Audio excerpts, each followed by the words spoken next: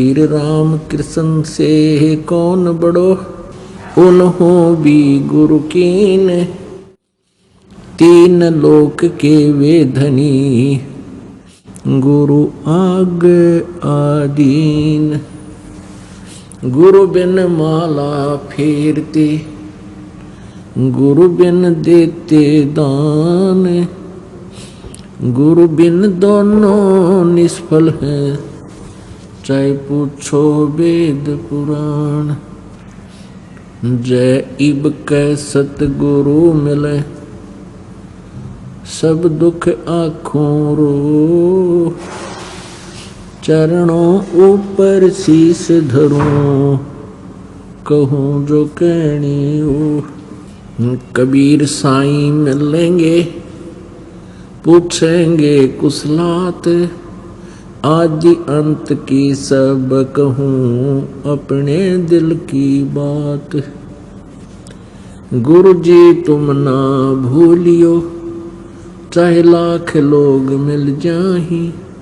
हमसे तुमको बहुत है, पर तुमसे हमको ना। कबीर तुमरे विसारे क्या बने, मैं किसकी शरण में जाऊं। शिव ब्रंच मुनि नारदा, तिनके हृदय न समाऊं। अवगुण किए तो बहुत किए, करत न मानी हारे। बावे बंदा बख्श दियो, बावे गर्दन उतार। अवगुण मेरे बाप जी, बख्शो गरीब नवाज। जो मैं पूत कपूत हूँ, बोर पिता को लाज। मैं अपराधी जन्म का, नक्सिक बरे विकार। तुम दाता दुख भंजना, मेरी करो संभार। परम पिता परमात्मा पूर्ण ब्रह्म, सारी सृष्टि के रचनहार,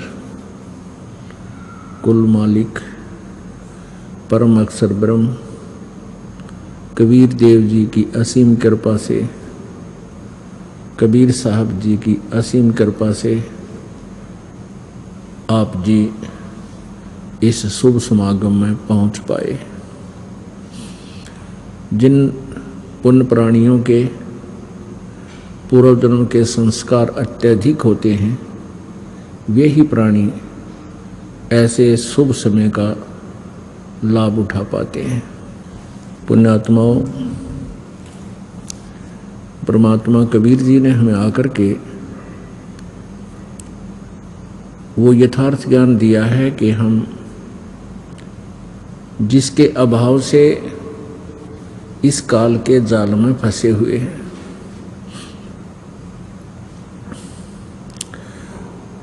और उस ज्ञान को हम बार बार सुनेंगे, सुनकर उसके ऊपर फिर असर करेंगे, अमल करेंगे, उसका अनुसरण करेंगे, तो फिर हम अपने उस लोक में पहुंच जाएंगे जहां जाने के बाद इस प्राणी की कभी मृत्यु नहीं होती, वृद्धावस्था नहीं आती, युवा शरीर रहता है, कोई कष्ट नहीं, कोई रोग नहीं, किसी प्रकार की कोई टेंशन नहीं, कोई कार्य करने को नहीं। प्रत्येक सुविधा वहां उपलब्ध रहती है परमेश्वर के सच्चे दरबार में, सतलोक में। अब हम इतना कुछ ज्ञान सुनते हैं और फिर भी हमारी बुद्धि इतना काम नहीं करती जितना परमात्मा चाहते हैं। जिन प्राणियों को ये सत्संग सुनने को ही नहीं मिला, उनका तो दुर्भाग्य है ही है, और जिनको ये सुनने को मिल रहा है वो भी लग रहे हैं बेचारे, जैसे पहली कक्षा के बालक होया करें, और जैसे छोटे बच्चे होते हैं वो माता पिता से प्रसन्न किया करते हैं। छोटा सा बच्चा होता है, पिता कोई कार्य कर रहा है तो वो उस वस्तु के बारे में पूछते हैं। जैसे किसी ने ये पेन रखा है साथ में और बच्चा आता है छोटा सा और उठते ही पूछता है पिताजी ये क्या है, तो पिताजी कहता है पेन है बेटा ये। वो फिर पूछता है वो फिर कहता है पेन है ये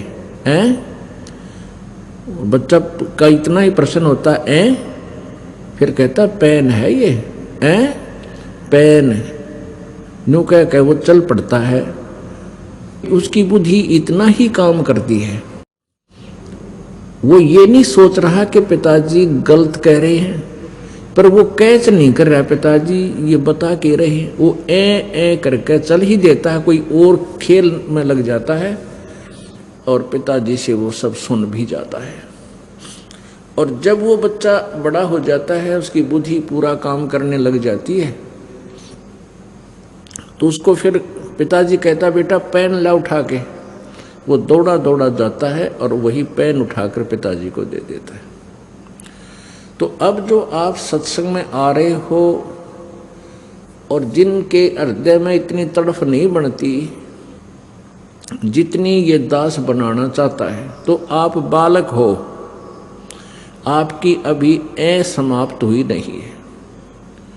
और जिनकी समाप्त होगी वो प्रत्येक सत्संग में आते 100 काम छोड़ के, वो संकेत समझन लाएगी, उनकी बुद्धि काम करने लाएगी, वो समझ गए उन सैन को संकेत को जो गुरु जी संकेत दे रहे हैं, परमात्मा ज्ञान बता रहे। तो जिनकी मिट जाएगी फिर वो सयाने हो जाएंगे और समझदार होने के बाद ही वो 100 खतरों से बचेंगे। छोटा बालक है जिसकी नहीं मिटी है, जिसने न्योय नहीं बेरा यू पेन है और पिताजी बता भी रहा है, और वो ये भी नहीं मान रहा कि पिताजी गलत बता रहे होंगे और उसको स्वीकार भी नहीं कर पा रहा, तो वो बालक है। तो वो बच्चा कभी भी मार खा सकता है। वो कोई बिजली के नंगे तार को भी आतिशबाजी समझकर जो सपारक कर रहा हो उसको भी पकड़ लेगा और जान से हाथ धो बैठेगा। वो सर्प को भी पकड़ लेगा क्योंकि उसको पता ही नहीं, और उसको वो डस जाने से मृत्यु को भी प्राप्त हो जाएगा। तो ये दास ये देख रहा है कि जिनकी मिट गई वह नहीं चूकते, 100 काम छोड़ कर आते, और उन कामों को फिर परमात्मा किया करता है। जिस कार्य को हम नहीं कर पा रहे तब हम परमात्मा के लिए चलते हैं, और परमात्मा हमारे कार्य कब करता है? जब हम तन मन धन से उसको समर्पित हो जाएंगे और जीवित मर जाएंगे। जीवित मरना किसको कहते हैं? जीवित मरना किसे कहते हैं? जैसे आप जिस सत्संग में आ रहे हो, आपके मन में 100 कल्पनाएं उठती हैं जो दूर देश से आते हैं। भाई कहीं इस कार्य में ये नुकसान ना हो जाए, ये कार्य ना बिगड़ जाए मेरा। तो उनको परमात्मा संकेत करते हैं कि ये देखो, एक व्यक्ति किसी कामवश चंडीगढ़ गया नाइट सर्विस से, और वापस आना था, किसी विशेष काम था घर पे, उसको रात को ही वापस पहुंचना था। कितना इम्पोर्टेंट वर्क होगा, कितना अनिवार्य कार्य होगा जिसके लिए रातों रात गया, फिर वापस आ रहा था, और रास्ते में पानीपत के पास एक्सीडेंट दुर्घटना में उसकी मृत्यु होगी। अब वो बिना यार इम्पोर्टेंट काम भी बिगड़ गया। आप ये सोचोगे, विचार करोगे, परमात्मा कहते हैं ये बातें कहन सुनन की ना है, ये कर पाड़न की है, इनके ऊपर अमल करना है। आप जी ने मैंने कह दिया, इस दास ने सुना दिया, आपने सुन लिया, आपने कहा बहुत अच्छा ज्ञान सुना, अरे सर हुआ नहीं, फिर तो वह एक ही बात है, तोता वो तोते वाली बात है। तो एक कोई तोता बेचने वाला पिंजरे में तोता लिए जाओ था। एक व्यक्ति बड़ा धार्मिक था, उसने सोचा भाई तोते की आयु बहुत लंबी होती है और ये जंगल में सैर सपट्टे करने वाला जीव सारी उम्र इस कैद में रहेगा। उसने दया करके ने सोची इसको लेकर पिंजरे में इसको मोल लेकर के और छोड़ दूंगा जंगल में। उसने उस तोता बेचने वाले से कहा, भाई इस तोते की कितने कीमत है? बेचने वाले ने कहा 5 रुपये पिंजरे समेत। उसने 5 रुपये अदा करके और वो पिंजरे समेत तोता ले लिया। उस तोते को पढ़ाया, समझाया और पूछा, बेटा तू कैसे फंस गया इस शिकारी के जाल में? उसने तोते ने बताया कि गुरुजी मैं इसने वहाँ दाने डाले, जाल बिछा रखा था, हमने जाल देखा नहीं, दिखाई नहीं दे रहा था, हमने दाने दाने दिखे थे और हम दाने खाने के लिए वहाँ गए, इसने जाल में फंसा लिए। तो गुरुजी ने कहा, बेटा आगे से तुम ऐसे कोई दाने को डाल रहा हो, जाल बिछा रखा हो, तो उसमें दाने मत खाइयो कि वो दाने तुम्हें सदा सुखी कर देंगे। तुम जंगल में घूमने वाले हो, इधर उधर खा के अपना पेट भर लेना, तो तुम फंसोगे नहीं। अकान जी सही बात है। तो उसने वो सेंटेंस, वो पूरा जो है ना श्लोक गोट लिया, तोते को रटवा दिया।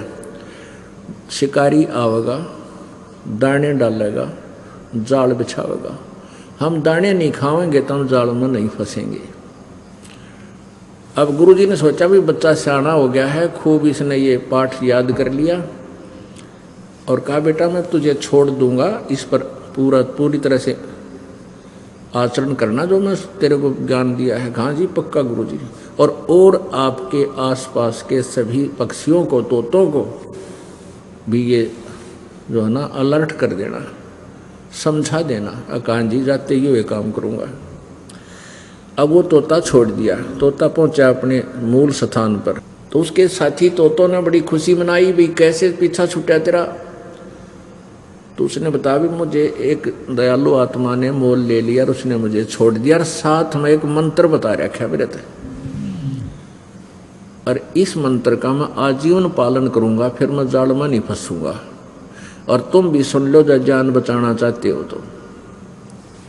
सारे तोते बोले, वे हमने बता दी, ऐसा कोई खास फार्मूला है तो उसने बताया कि भाई परदी आवेगा, दाने डालेगा, जाल बिछावेगा, हम दाने नहीं खाओगे तो हम जाल में नहीं फंसेंगे। तो सब तोते बोले, वह कमाल की बात से है, तो बहुत बढ़िया बात बताई गुरुजी ने। वो सारे तोत्या ने वो मंत्र गोट लिया। एक शिकारी पहुंच गया वहां पर, साल 6 महीने के बाद तोते पकड़ने वाला। उसने जाके दाने डाल दिए, जाल बिछा दिया। और उसने देखा कि सभी तोते ये रट लगा रहे हैं कि शिकारी आवेगा, जाल बिछावेगा, दाने डालेगा, हम दाने नहीं खाएंगे तो हम फंसेंगे ही नहीं, हम दाने नहीं खाएंगे। अब शिकारी ने सोचा, भाई ये तो सारे तोते पढ़ा दिए किसी ने और शिक्षित हो गए, ये तो एक भी ना फंसा आज तो। उन्हें सोचा, इतनी दूर आया हूँ, चल थोड़ा ट्राई करके देख लेता हूँ, एक आधा पा जाए, अगर मूड वो तो फंसेगा। उसने दाने डाल दिए, जाल बिछा दिया। उन्हें सोची तो रोटी खा ले, फंसना तो कोई है ही नहीं। उसने क्या देखा, जो गुरुजी बन रहा था ना, जो पहले पिंजरे में तो छोड़ दिया था, अब वो ये रटना भी लगा रहा है कि शिकारी आवेगा और दाने जाल बिछावेगा, दाने डालेगा, हम दाने नहीं खाएंगे, जाल में नहीं फंसेंगे। तो सबसे पहले वो पहुंचा दाने खाने, फिर उसके सारे चेले, सब गेल की गेल, फिर तो सारे इकट्ठे हो गए उसमें। अब शिकारी ने तुरंत वो जाल खींच लिया, सारे जाल के मां, और वो दाने खा रहे हैं, जाल में फंस रहे हैं, फिर भी ये सेंटेंस पढ़ रहे हैं, शिकारी आवेगा, जाल बिछावेगा, दाने डालेगा, हम दाने नहीं खाएंगे, जाल में कैसे फंसेंगे। अब शिकारी ने सोचा, ये तो वह कति बांडे बांडे हैं, भौके भौके थे, इनका असर नहीं इनको। उसने वो सारे तोते ठाकर कमर पर घेर लिए, पाछे लटका कर जाल में चल पड़ा। अब वो जाल में फंसे फंसे भी यही सेंटेंस बोल रहे हैं, शिकारी आवेगा, जाल बिछावेगा, दाने डालेगा, हम दाने नहीं खाएंगे, जाल में नहीं फंसेंगे। वो शिकारी कह रहा, भौके जाओ ये बेशक, ये तुमने पता लग गया, तुम्हारे जुबान जुबान पे है, हृदय में जगह नहीं थी। अब वो गुरुजी कुदरती मिल गया उनको। उसने देखा अरे मेरे वाला सेंटेंस मंत्र ये तोते बोल रहे हैं, सारे जाल के वहां फंसे पड़े हैं। तो उसने देखा है तो बड़े निकम्मे और फिर भी बोले जा रहे हैं। तो पुण्यात्माओं, जो ये ज्ञान प्रतिदिन आपको दिया जाता है और आप जी को विशेष उद्देश्य यही बताया जाता है कि मनुष्य जीवन बार बार नहीं मिलता और इच्छा छुटवाओ इस गंदे लोग तय, इस काल के जाल से। यहाँ कोई जीव सुखी नहीं। किसी भी प्राणी ने देख लो आप, चाहे अपना राष्ट्रपति दिखाई देता हो जो घोड़े की बुग्गी में चलता हो, वो जरा सा भी सुख नहीं है। ना प्रधानमंत्री को, ना मुख्यमंत्री को, मंत्रियों को, किसी को भी सुख नहीं। ना किसी पैसे वाले को। निर्धन सुखी हो ही नहीं सकता। सुखी केवल वह व्यक्ति हो सकता है जो परमात्मा के द्वारा दिए गए तत्व ज्ञान के ऊपर कदम टू कदम यानी स्टेप बाय स्टेप चल रहा होगा, फिर वो मार नहीं खाता। तो जो पुण्यात्माएं सत्संग में आ रहे हैं वो बालक हैं छोटे छोटे, और वो सुनते भी हैं, ज्ञान भी सुनते हैं, गुरु जी क्या बता रहे हैं, लेकिन वो इस पर अमल नहीं कर पा रहे हैं। अमल करे बिना, इसको अपना प्रैक्टिकल किए बिना बात बने कोई नहीं, चाहे कितना ही कुछ कर लो। परमात्मा स्वयं ही आकर हमें क्या बताते हैं। जैसे आदरणीय गरीबदास साहिब जी को परमेश्वर कबीर जी सतलोक से चलकर आकर मिले, गांव छुड़ानी, जिला जज्जर, प्रांत हरियाणा, भारत में। वो परमात्मा सतलोक से चलकर आए और अपनी प्यारी आत्मा गरीबदास जी जब 10 वर्ष के थे, गौओं के पाली गए हुए थे, चरा रहे थे उनको, ये गवाले थे, तो खेतों में आकर मिले थे और उन्होंने उस प्यारी आत्मा को बहुत सारा ज्ञान समझाया। गरीबदास जी और अन्य वहाँ उपस्थित ग्वालों ने कहा, हे महात्मा जी, आप यात्री हो, अतिथि हो, राह चलते हो, आप खाना खाओ। तो परमात्मा ने कहा भी मैं खाना तो खा कर आया हूँ, अपने गांव से, सतलोक से आया हूँ मैं। तो पालियों ने कहा जी दूध तो पीना ही पड़ेगा आपको, क्योंकि हम अतिथि को बगैर खाए पिए जाने नहीं देते, हमें पाप लगता है। तो परमेश्वर ने लीला दिखानी थी, कहा कि भाई मैं कंवारी गाय का दूध पीऊंगा। पाली ग्वाले कहने लगे कि महात्मा जी आपका दूध पीने की नीत को नहीं, मजाक करते हो, कंवारी गाय कभी दूध देती है। तो गरीबदास जी महाराज की एक बहुत ही प्रिय गाय थी कंवारी, उसको पकड़ लाए, गले में उसके एक धागा बांध रखी थी रस्सी, उसको पकड़ के और ला खड़ी करी। अब देखो महाराज जी, इसके बच्चा तो है नहीं, दूध कहाँ से देगी ये? 10 वर्ष के बालक की जैसी भाषा होती है। परमात्मा ने कहा कि तुम इस पात्र को खाली करो जो तुम लाए हुए जल पीने का, एक लस्सी भी ले जाते थे गांव से, घर से अपना, इसको खाली करो, साफ करो। वो खाली करके साफ करके और कहा इसके नीचे रखो गाय के। उस गाय की लेवटी के नीचे रखा, औड़ी के तले। परमात्मा कबीर जी ने उसकी कमर पर थपकी मार दी, अपने आप दूध की धार बंध गई, लंबे लंबे सतन हो गए उस कुंवारी गाय के। जब वो पात्र भर गया 5-7 किलो का, वो छोटा सा घड़ा था, उसी समय दूध बंद हो गया। आधा कबीर जी ने पिया, आधा शेष छोड़ दिया के लिए बच्चों पालियो तुम पी लो। वो बड़े बड़े पाली थे, वो कहने लगे ये पाप का दूध हम ना पीवा, जादू जंत्र का है, तो जंत्र मंत्र करके निकाला आपने। गरीबदास जी बालक थे, कहने लगे मुझे दो भगवान, मैं पीऊंगा। अब गरीबदास जी ने वो दूध पी लिया। गरीबदास जी ने दूध पी लिया और फिर परमात्मा से प्रश्नोत्तरी की, ज्ञान के बारे में जानकारी चाहिए। तब परमेश्वर ने बताया कि आप क्या पूजा करते हो। कबीर जी ने पूछा गरीबदास बालक से, 10 वर्ष के बच्चे थे। वो कहने लगा, जी हम भगवान शिव जी की पूजा करते हैं, हम भगवान विष्णु की भी पूजा करते हैं, राम कृष्ण की पूजा करते हैं, और अपनी जो भी उनकी एकादशी द्वादशी थी उसकी भी पूजा बताई। तो परमात्मा ने कहा, बेटा पूजा के योग्य केवल एक ही प्रभु है, वो परम अक्षर ब्रह्म पूर्ण ब्रह्म है, और उसी का संदेशा देने के लिए मैं इस संसार में आता जाता रहता हूँ। उसी परमात्मा की भक्ति से मोक्ष होगा। राम और कृष्ण, ब्रह्मा विष्णु महेश, ये राम कृष्ण विष्णु जी के अवतार, ये पूर्ण परमात्मा नहीं है, ये कंप्लीट गॉड नहीं है। इनकी साधना से तुम्हारी जन्म मृत्यु की ये परंपरा समाप्त नहीं हो सकती, जन्म मरण का रोग नाश नहीं हो सकता, और यहाँ प्रत्येक प्राणी बहुत दुखी है।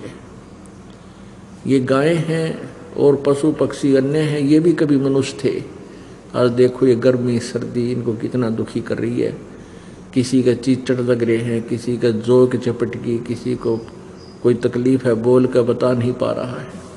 यानी ऐसा मार्ग में ज्ञान दिया परमात्मा ने, वो गरीबदास बच्चे की आत्मा एकदम पिंग लगी, मेल्ट होगी कि हे भगवान, है तो ये दुख, क्या हम भी फिर ये पशु बनाएंगे? कहाँ बेटा, वो बनेंगे जो भक्ति नहीं करते। कि वो बच्चा कहता है जी भक्ति तो हम करते हैं, भगवान राम की जय बोलना, कृष्ण जी की जय बोलना, कोई मिला उसको राम राम कहते हैं। परमात्मा ने कहा, बेटा ये राम और कृष्ण ये कंप्लीट गॉड नहीं है, इनसे ये दुख मिट नहीं सकता, इनका अपना भी नहीं मिटा हुआ, ये भी अपने कर्म के दंड को भोगते रहते हैं, और इनकी जन्म मृत्यु होती है। ये अविनाशी परमात्मा नहीं है, एक अविनाशी परमात्मा और है, और उसी का संदेशा देने के लिए मैं आया हूँ।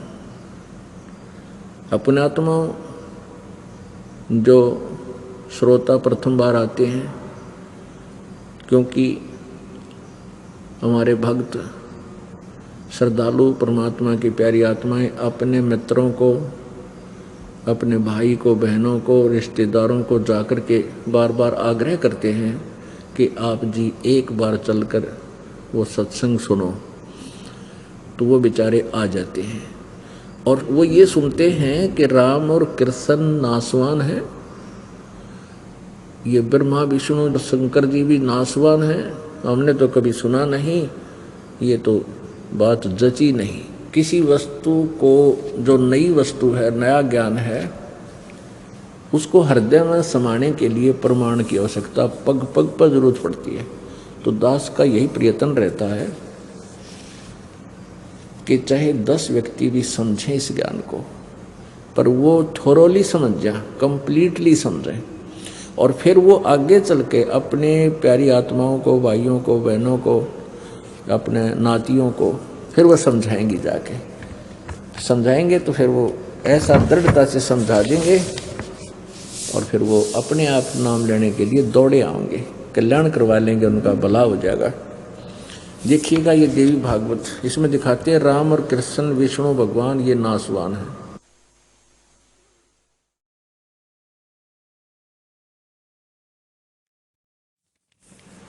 संक्षिप्त देवी भागवत, सचित्र मोटा टाइप, संपादक हनुमान प्रसाद पोदार, चिमनलाल गोस्वामी। ये कहाँ से प्रकाशित है? गीता प्रेस, गोरखपुर से।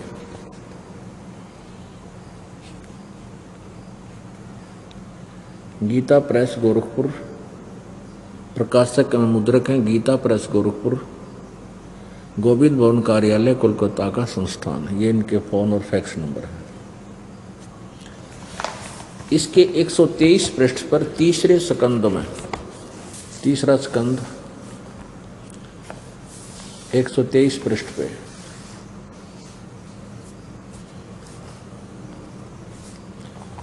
तुम शुद्ध स्वरूपा हो, यह सारा संसार तुम ही से उद्भासित हो रहा है।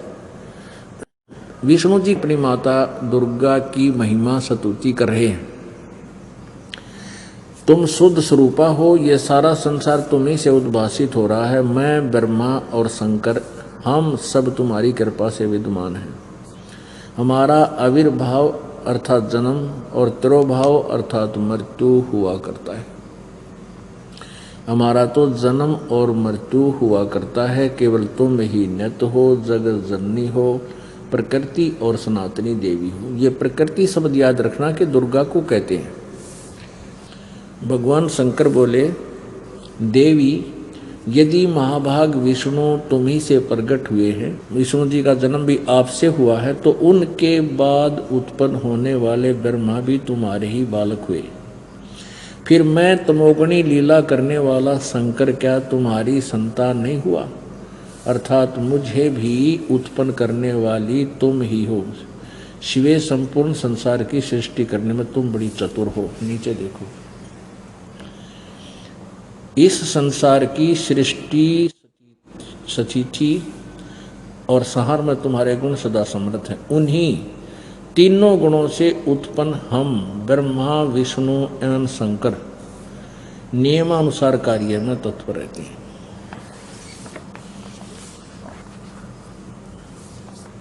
अब इससे चार बातें सिद्ध होगी। एक तो ये होगी कि ब्रह्मा और विष्णु और शिव जी ये नासवान हैं, इनकी जन्म और मृत्यु होती है। दास नहीं कह रहा, इनकी हिस्ट्री सीट बता रही है, इनकी जीवनी में लिखा है।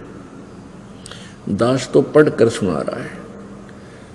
और जो हमारे पवित्र हिंदू धर्म के गुरुजी थे, जो केवल भाषा संस्कृत अवश्य जानते थे, तत्व ज्ञान से अपरिचित थे, वो इनके इतिहास को समझ नहीं सके। ये दंत कथा लोक वेद सुनाते रहे। ब्रह्मा विष्णु महेश अजरो अमर हैं, इनके कोई माता पिता नहीं है, ये सर्वेश्वर हैं, सभी ब्रह्मांडों के कुल मालिक हैं, इनका जन्म मृत्यु नहीं होता।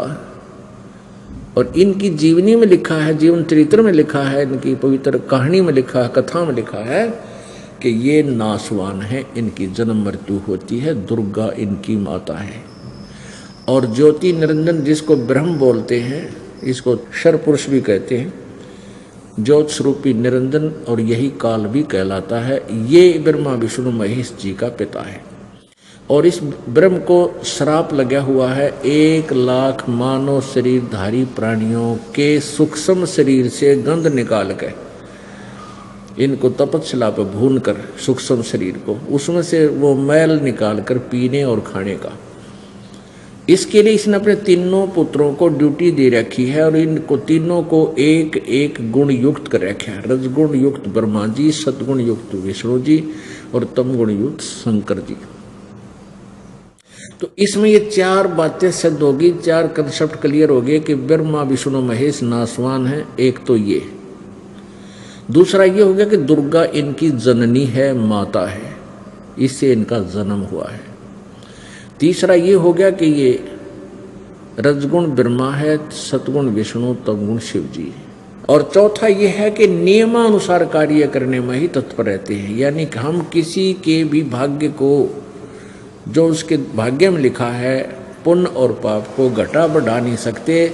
जो जितना जिसका संस्कार है उसको नियमित ही दे सकते हैं। आप पुण्यात्माओं, गरीबदास साहिब जी ने जब परमेश्वर के मुख से ये बात सुनी, बालक था, कहने लगा, भगवान हमने तो यही सुना है कि ब्रह्मा विष्णु महेश के कोई माता पिता नहीं है और स्वर्ग से ऊपर कोई स्थान नहीं है। तो परमेश्वर ने बताया, बेटा स्वर्ग तो ऐसा है जैसे गर्मी के महीने में कोई धनी व्यक्ति 20,000 30,000 रुपये ले जा। तो आजकल तो 20-30 में भी काम ना चला, 50,000 60,000 ले जाने पड़ेंगे। और फिर चला जा कुल्लू और मनाली शिमला साइड में, गर्मियों के महीने में हरियाणा, राजस्थान, उत्तर प्रदेश, मध्य प्रदेश, ये ऐसे जो गर्मी सर्दी जहाँ पर प्रत्येक सीजन में आती है ऋतु में, तो उनमें से एक व्यक्ति एक वर्ष जो कमाया उसमें कुछ ज़्यादा हो गया, कुछ धन लेकर के शिमला में या कुल्लू मनाली साइड में चला जाता है। और वहाँ जाकर के होटल में कमरा किराए पर लेता है और महीने 20 दिन 2 महीने वहाँ सैर सपट्टा करके 1 लाख रुपया बर्बाद करके वो अपनी जेब से ख़त्म करके और फिर मुंह लटका के वापस आना पड़ता है उसी कर्म क्षेत्र में। वहाँ फिर सारा वर्ष कमाई करो, हो सकता है अगले वर्ष इतना पैसा ना बचे कि वो सैर सपट्टा करके आ सके, तो फिर उस गर्मी में वही तड़पता रहेगा। तो ऐसे ये स्वर्ग है। वेदों से शास्त्र अनुकूल साधना प्रारंभ होती है और वेदों अनुसार जो साधना करना है उसमें ओम नाम है और 5 यज्ञ। इस साधना से स्वर्ग महास्वर्ग तक प्राणी चला जाता है, ब्रह्मलोक तक भी पहुंच जाता है। गीता जी अध्याय नंबर 8 के श्लोक नंबर 16 में कहा है कि ब्रह्मलोक पर्यंत ये सभी लोग वहाँ गए हुए साधक जन्म और मृत्यु को प्राप्त होते रहते हैं, पुनर्वर्ती में है। वहाँ जाने के बाद भी पुनः जन्म लेने के लिए पृथ्वी पर आना पड़ता है। अपने पुण्यों को समाप्त करके कर्म भोगने के लिए फिर आना पड़ता है। फिर कभी मनुष्य जन्म मिले तो फिर पुण्य बने या ना बने तो फिर स्वर्ग से भी वंचित रह जाता है। इतना समझो ये स्वर्ग है जैसे होटल में जाकर 2 महीने रेस्ट कराया, अपनी पूंजी बर्बाद की, वापस आ गया। ऐसे ही अपने पुण्य होने पर स्वर्ग मिल जाता है। स्वर्ग में अपने पुण्य समाप्त करके खर्च खा के और फिर वापस पृथ्वी लोक पर की तो पशु बन जाता है, कभी पक्षी बन जाता है। ये अरहट का कुआ लोई यागल बन जा है सब कोई, और कीड़ी कुंजर और अवतारा हर हट डोर बंधे कई बारा। कीड़ी कुंजर हाथी से लेकर चींटी तक, और ये ब्रह्मा विष्णु महेश इनके अवतार धार का आया करते यहाँ पर। ये चतुर्भुजी भगवान कहाँ में हर हट डोर बंधे सब आवे। ये है खोखापुर का कुआ, इसमें पड़ा सो निश्चय हुआ। अब ब्रह्मा विष्णु महेश तक भी ऐसे ही चक्कर काट रहे हैं। ये भी इस काल के अरहट वाले कुएं में बंधे हुए हैं, इनका भी ऐसे ही चक्कर बंधा हुआ है। अब अरहट का कुआं कैसा होता है ये दिखाते हैं। ये देखिएगा,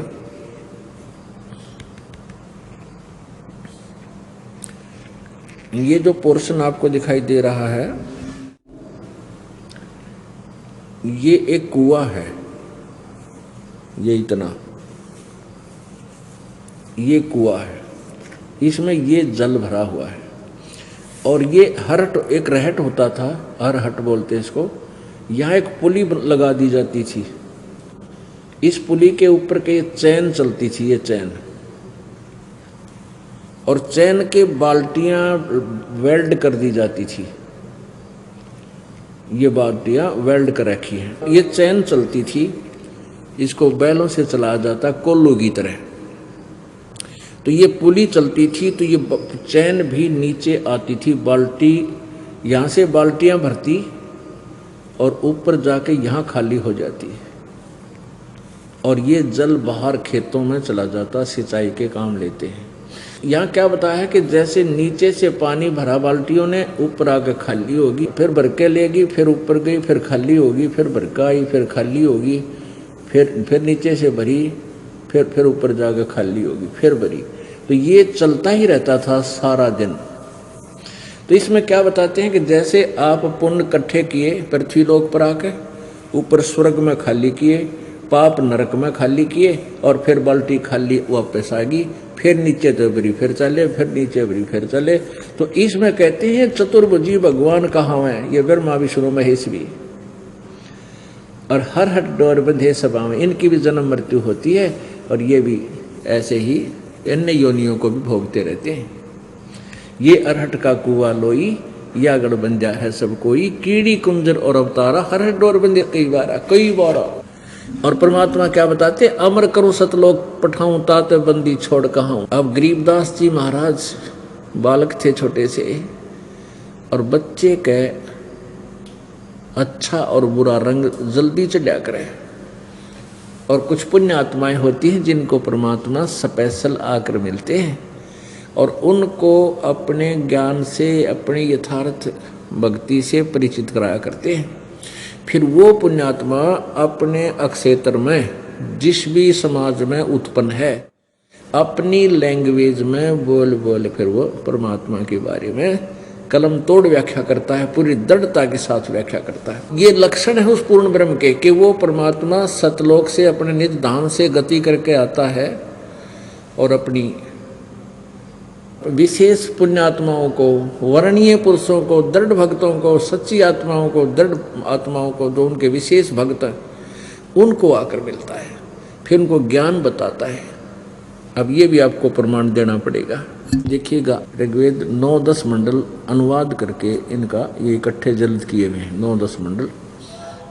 ये लिखा महर्षि दयानंद सरस्वती। ये कहाँ से प्रकाशित है?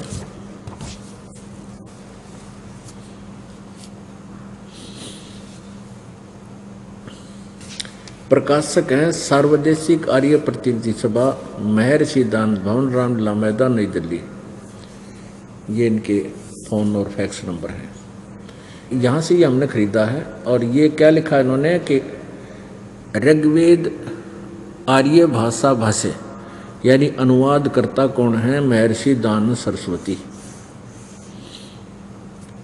और यहाँ देखो मुद्रक है Prince offset printers, 1510 Pataudi house, नई दिल्ली। ये इनका फ़ोन नंबर है। अब हम अपने मतलब की बातें करेंगे। यहाँ देखना ऋग्वेद मंडल नंबर 9 सूक्त नंबर 86 में और मंत्र नंबर 26, इसमें क्या लिखा है? यज्ञ करने वाले यजमानों के लिए परमात्मा सब रास्तों को सुगम करता हुआ उनके विघ्नों को मर्दन करता है। अब देखिएगा यजुर्वेद, अब ये यजुर्वेद है, इसमें ऊपर र लगा है और ये संधि छेद कैसे करते हैं? इसमें 2 अपसर्ग लगा देते हैं, यजु अलग कर देते हैं, वेद अलग।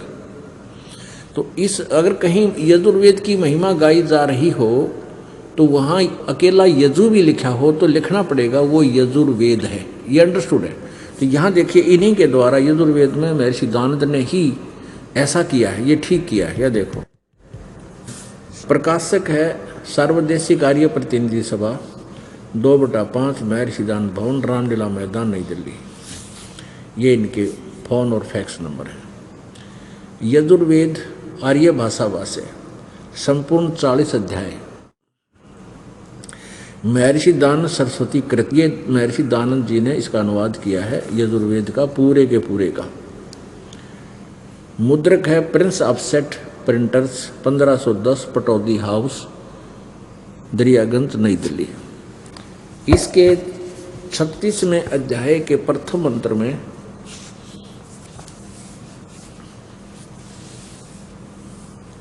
ये 60-30 हो जाए, 60-30 माने 6-30, 36वां अध्याय और मंत्र नंबर ये 1 है। अथ 60-30 से अध्याय आरंभ है।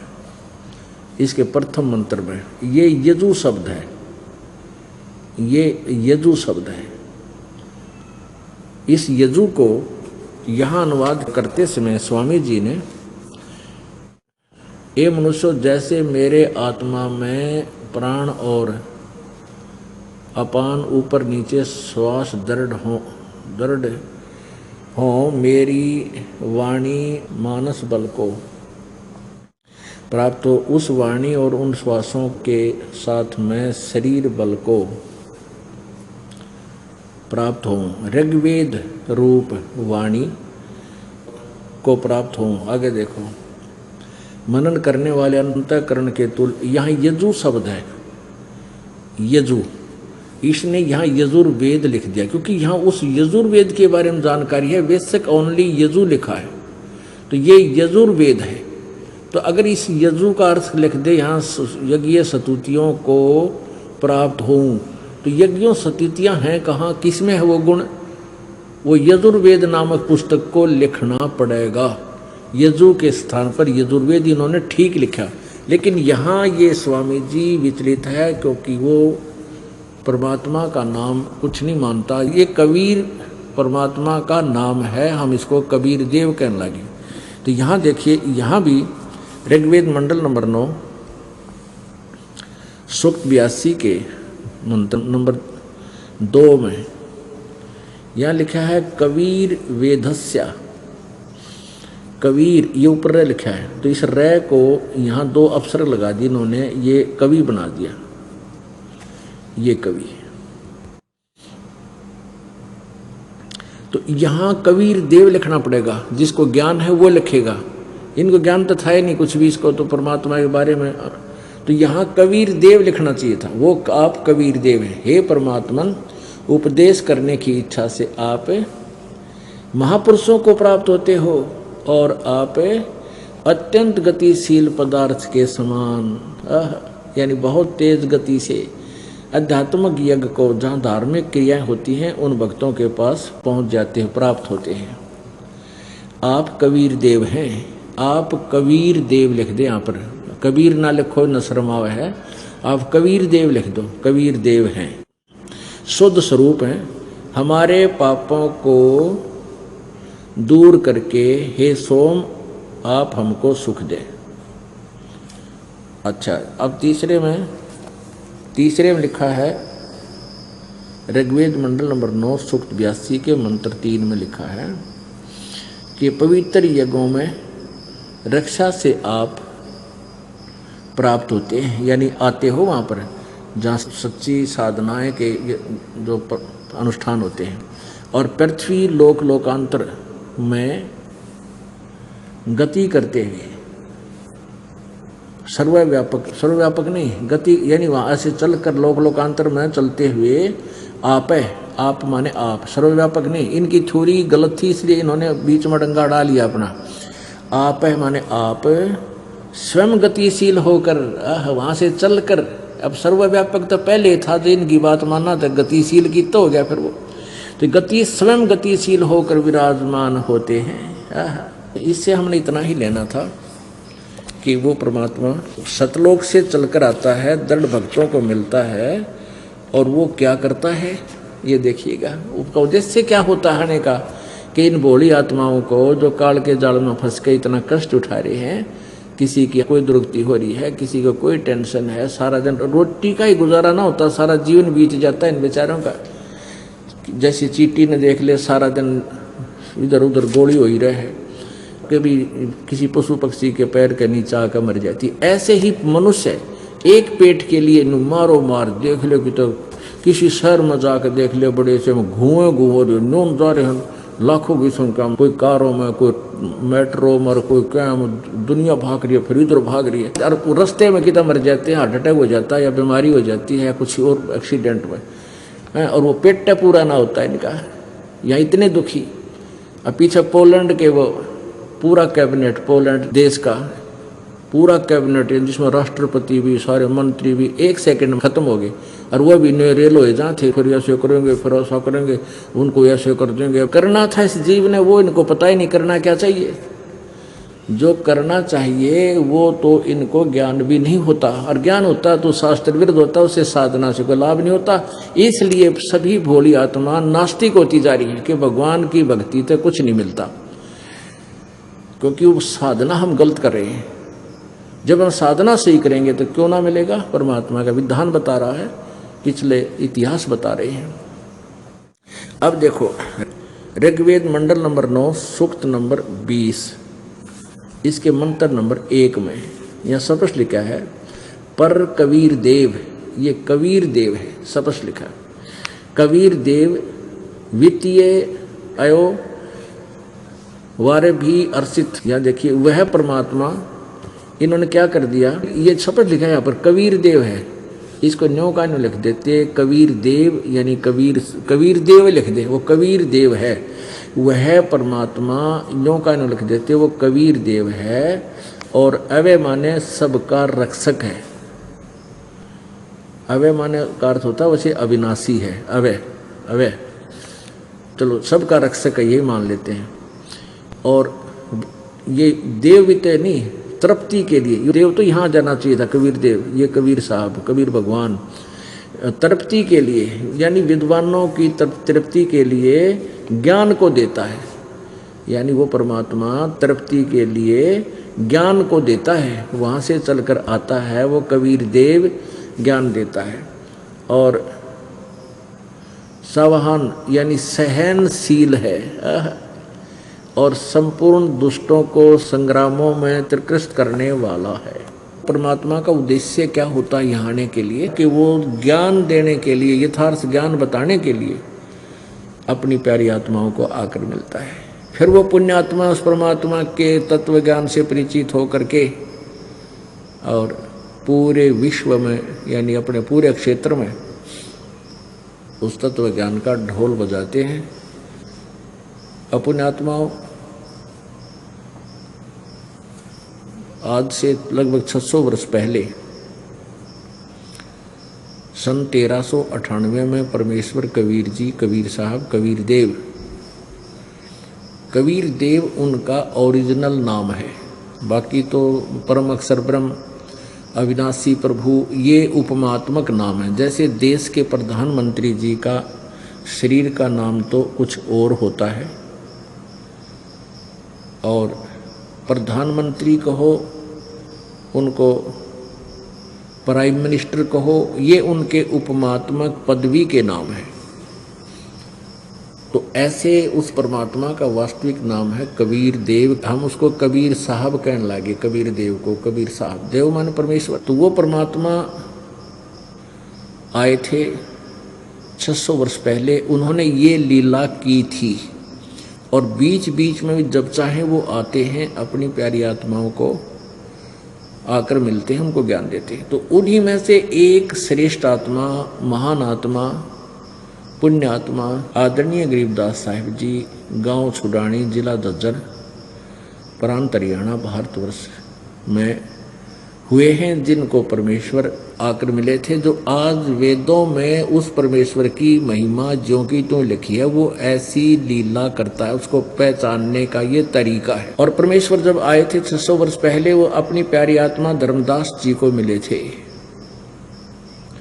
आदरणीय धर्मदास जी साहिब को बताए थे कि धर्मदास, ये वेद मेरा ही भेद है, इन चारों वेदों में मेरा ही भेद है, मेरी जानकारी है, पर इन चारों वेदों में वर्णित विधि से मैं प्राप्त नहीं हो सकता, यानी मेरी प्राप्ति नहीं हो सकती। प्राप्ति मीन सतलोक नहीं जा सकते, जन्म मृत्यु का छुटकारा नहीं हो सकता। परमेश्वर कबीर जी ने कहा था कि वेद मेरा भेद है और मैं ना वेदन के माही, और जौन वेद से मैं मिलूं वो वेद जानते नहीं। जिस वेद से, जिस ज्ञान से मैं मिलूं, मेरी प्राप्ति हो, जन्म मृत्यु का रोग कटे, तुम्हारा सतलोक में प्राप्त हो, वो विधि इन चारों वेदों में वर्णित नहीं है। मेरे भाई, हम 25 साल से इकट्ठे नहीं बैठे, हमें बातचीत नहीं की कोई। तो जितने भी रिश्तेदार थे सभी ने जोर लगा लिया किसी तरह एक हो जाएंगे। हमने एक एक बच्चे की शादी भी कर लिया, लेकिन हम कभी आपस में बैठे नहीं, बतलाए नहीं, और नहीं हमारा जाना कुछ भी नहीं था। मैं उनसे बहुत ज्यादा खपा था। फिर ये संत रामपाल जी महाराज के शरण में आने के बाद पता नहीं कैसे बुद्धि पलटी हुई हमारी। अब जी मैं उनके पास जाता हूँ, वो मेरे पास आते हैं, और जी ऐसा अब क्या बताऊँ आपको कि रोम रोम करना आता है। मेरा भाई मेरे देख के बेचारा खुश होता है बहुत ज्यादा, और जी हमें तो डंग डंग में परमात्मा सुख देते हैं।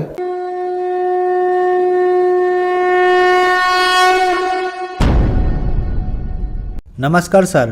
नमस्कार सर। सर क्या नाम है आपका? सर रोहतास दास है जी मेरा नाम। रोहतास जी, आप कहाँ से हैं? जी मैं गांव अम्बोली, डिस्ट्रिक्ट झज्जर, हरियाणा से हूँ जी।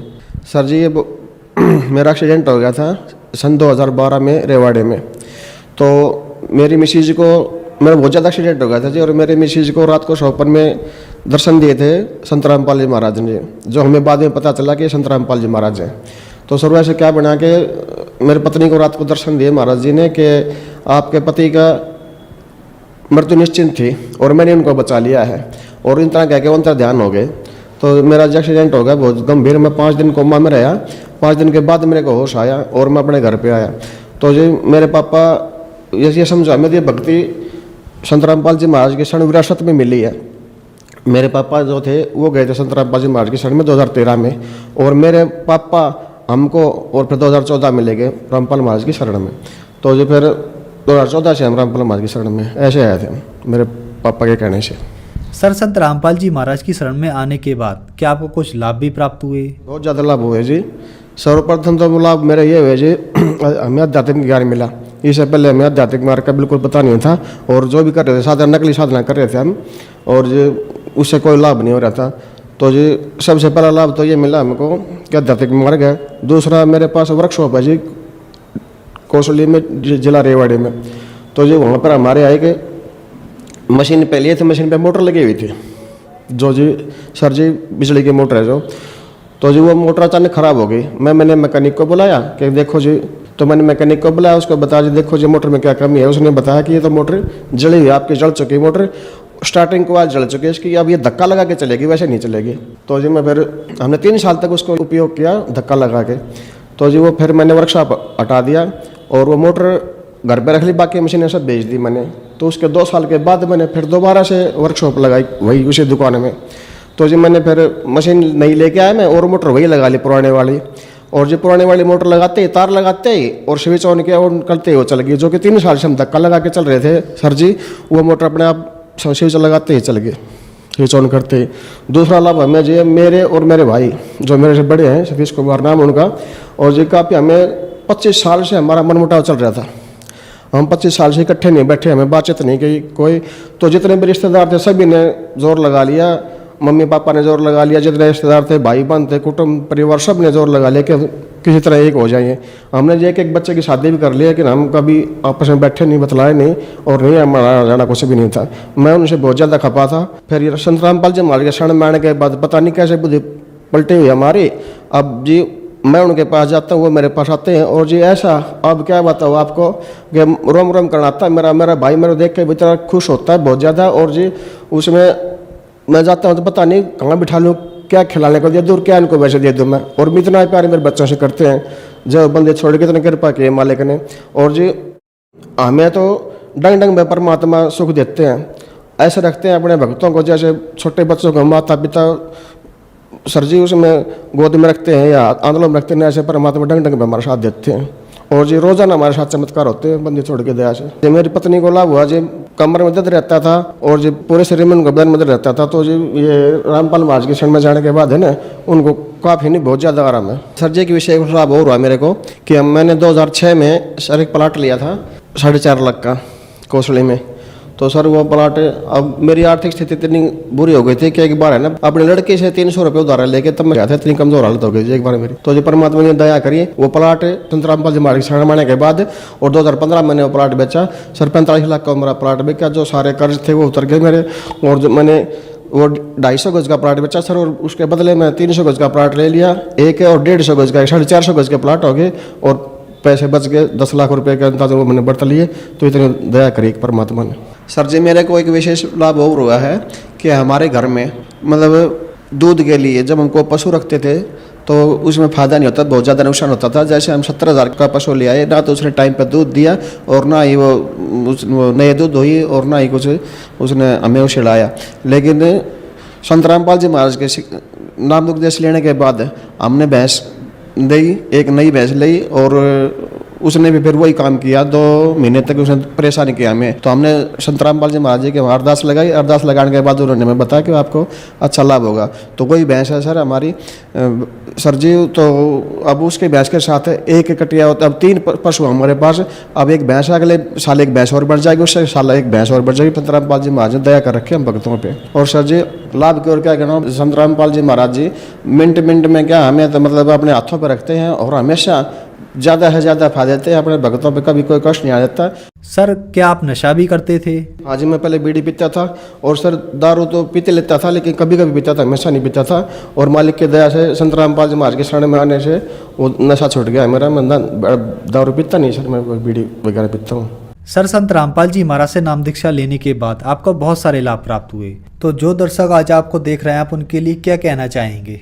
सर जी मैं ये कहना चाहता हूँ कि एक तो सभी संसार के जितने भी भाई बहन हैं सभी भक्त आत्माएँ हैं, और वो किसी कारण से बिछड़े हुए हैं, तो उनको जी सतमार्ग नहीं मिल रहा। मैं उनसे कहना चाहता हूँ कि आप अपने ज्ञान को समझे। जो आप जिस प्रकार की भक्ति कर रहे हैं पहले उसको देखो, मैं कहाँ जा रहा हूँ, क्या कर रहा हूँ, किसके कहने पर क्या भक्ति कर रहा हूँ, और उसको मेरा क्या उद्देश्य है, और मेरा कितना इसको लाभ अब मिल रहा है या बाद में मिलेगा।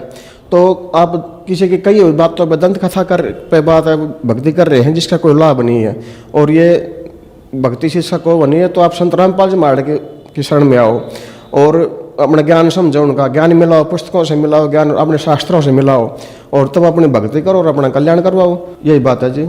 और मेरी भगत समाज से यही प्रार्थना है, हाथ जोड़ के विनती है कि आप सभी मुस्लिम भाई, सिख, ईसाई सभी से प्रार्थना है कि आप अपने सदग्रंथों को पहचानिए, जानिए और उनके बारे में अच्छे सोच विचार करिए, और फिर संत रामपाल जी महाराज का ज्ञान सुनिए, उनका मिलान कीजिए, तब आपको पता लगेगा हम कहाँ थे, क्या हम नुकसान उठा रहे थे, हमें क्या धोखा हो रहा था। सत साहिब सभी भक्तों को। जो भगत मेरे चैनल में पहली बार आए हों तो चैनल को सब्सक्राइब और वीडियो को लाइक ज़रूर करें। सत साहिब।